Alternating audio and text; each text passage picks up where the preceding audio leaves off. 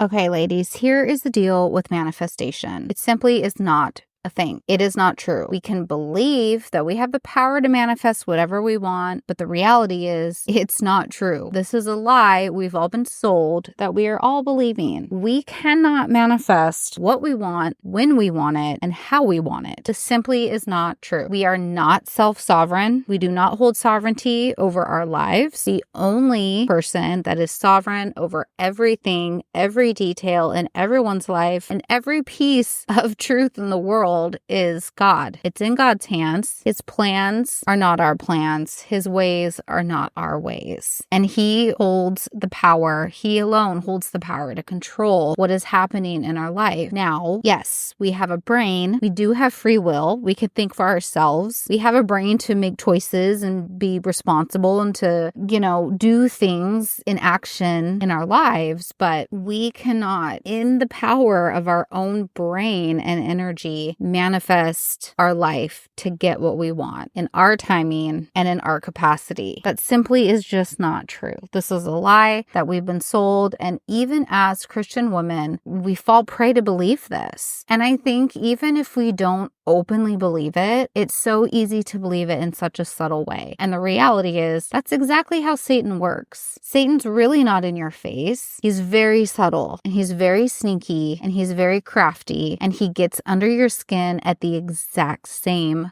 fashion in the exact same fashion. He's very, very subtle and sneaky and can worm his way in without you even realizing that. And that's actually exactly what happened to me.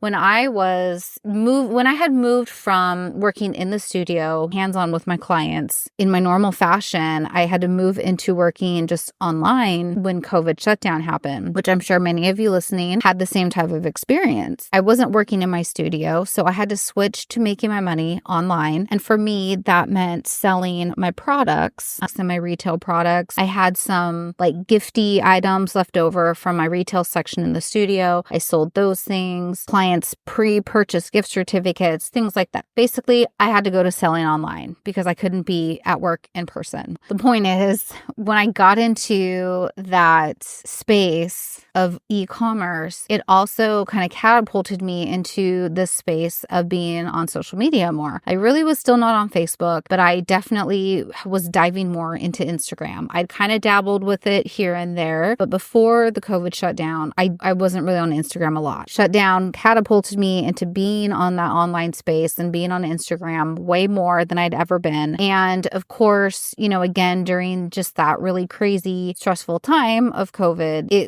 Instagram was a great distraction. So that's what happens. Satan very sneakily weaseled his way into my brain. And with the distraction of Instagram, I really started following a lot of other small businesses, or I started following a lot of other people in my industry. And of course, we all find those really big accounts, those people with lots of followers, those people that are really high influencers. So it was really just me starting to follow a lot big account boss babe entrepreneurs, the very successful, influential entrepreneurial women. And they were mainly in my industry, or even in the hair industry, the beauty. For me, it was aesthetics, but then also that a lot of that crossover is in with the hair industry and the spa industry and all of that, permanent makeup, all those things. So I kind of got more wrapped into that at that time. And that's what really led me into this idea of, really needing to scale my business and do X, Y, and Z and do this, and this and do these things. All these women were so successful and they were doing all these things. And it just was this push. I felt this pressure to do more because I wanted to be like them too. I wanted to be, successful as well. And I wanted to be all these things. And going back to the time of COVID, it was just a great distraction for me. It was the biggest shiny object syndrome ever, was to be kind of my eyes being in this whole other world of Instagram and all these major boss babe, successful business, influential women. So anyway, that's how it happened. For me, it was very sneaky and subtle. And after a couple of years, I had hit total burnout. That's when I looked back and could see I wasn't going the right direction. action. I had fallen prey to this idea that I could like manifest my life. I'd fallen prey into this belief that I could manifest my dream life. And at the time, if you would have asked me, oh, Beth, do you think you can manifest your life? I would have said no. I would have been like, oh, manifestations, BS. That's not even a thing. But really, that's what I did believe, because that's what my actions reflected. That's what my words probably reflected at the time, like whether those were my words that I put out on social media or the words that I was telling other people. And even like behind the scenes in my head and in my heart, that's really what was happening. Is I had just gotten so wrapped up in pushing to make my dream life happen and like doing everything that I thought I should do as like a successful boss babe business owner should do. And I got to the point in my burnout, which is funny because my burnout, it came to a head over a social media issue. That's what brought me to like my final burnout. I'm literally on my knees crying on my bedroom floor. And I'm like, God, I don't know what is wrong with me. I don't know why this isn't working. I'm sitting here and I'm doing all the things. I'm checking all the boxes. I'm doing everything that I should be doing to make my business flourish and grow and all the things. I'm just doing all these things and I feel like crap. I feel like this is not right. I feel like I'm not doing the right thing and something is wrong. And God just so very clearly was like, Beth, you need to stop doing what you've been doing and just follow me. And for me, that was the pivotal moment for this whole journey of the last couple of years that have led me to this podcast and whatever will be following it. But it just wasn't anything that it was just not what I knew I was doing. I didn't know in those moments that I was pushing to manifest my dream life my own way in my own time, but that's actually what I was doing. So anyway, I digress. That's a little backstory, but my point is we cannot manifest what we want. And when we come to terms with that, it's actually very freeing. You actually get to stop controlling and you get to relax, and that frees up your brain to be more present for the people you love, for your family, for your other passions, for God. When you're not constantly stressing about how to make more money or scale your business, you get to relax. So just remember like who God is. He is all powerful. He's sovereign over everything. Your life is in his hands. Every piece of your life is in his hands. And there's so much freedom in that. We don't have to worry so much and control so much and hold so tight to our own ideas. Like we get to let it go. And we also can't manifest when we want our stuff. Like it's so funny. I just wonder if this is like a Western idea in the world. I don't know if Eastern cultures think this, but in America, it's so much like, well, when you're 18, you're an adult. And then when you're 21, you can drink. And then, when you're 18, you also should go off to college and know what you're doing. And then, you want to be married by this age. And then you should start having kids by this age. And you should have your career at this point by this age. And then this age. And then this age. And then you're going to retire at this age. And, I want to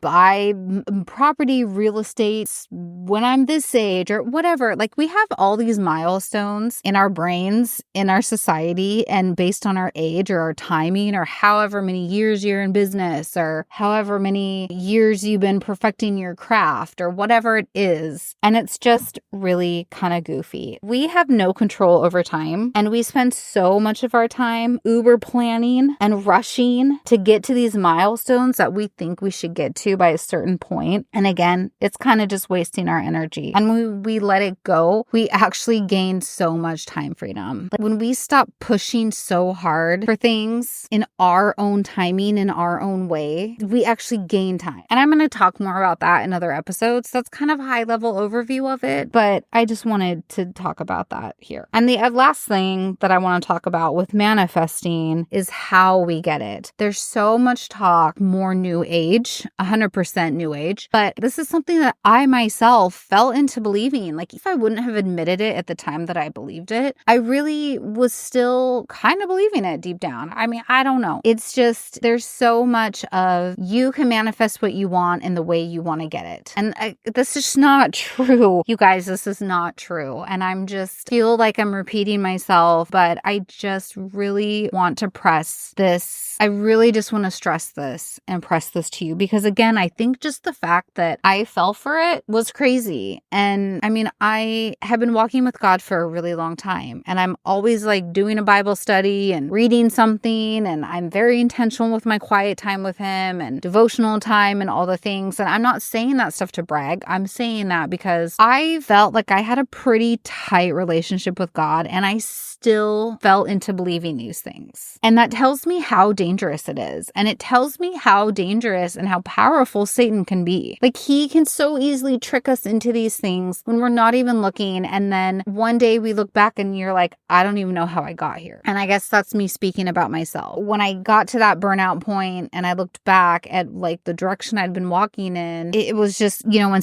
all this self-sovereignty was part of it, I just was kind of like, oh my gosh, I don't even know how I got here. So I guess that's why I just keep pressing it. I'm not meaning to be condemning or judging or pointing fingers. If you've gotten to this point, I get it. And if you haven't gotten to this point, I pray that you never do. I pray that you get to avoid it. So anyway, how we get it is not in our control either. We can stop swimming upstream. We can let things go and flow in his purpose that he has for us. We don't have to grip tight with getting everything we want the way we want it. It just does not work. And when we release that, we get so much peace. There's so much peace behind releasing that control and just flowing in your purpose with God, and stop trying to control every detail about how we think it should go. His ways are not our ways. His plans are not our plans. And the truth is, my love, whatever he has planned for you is a billion times better than anything you could even plan for yourself. That's the truth. I hope that that's like the biggest thing that you take away from listening today. As I'm recording this, I'm going to be honest, I don't even know what I've been saying for the last 14 minutes. Hopefully all of this flows together in a nice fashion. But I know that you're not listening to this on accident. I know that God has this in your ears today for whatever reason it needs to be. And I just pray that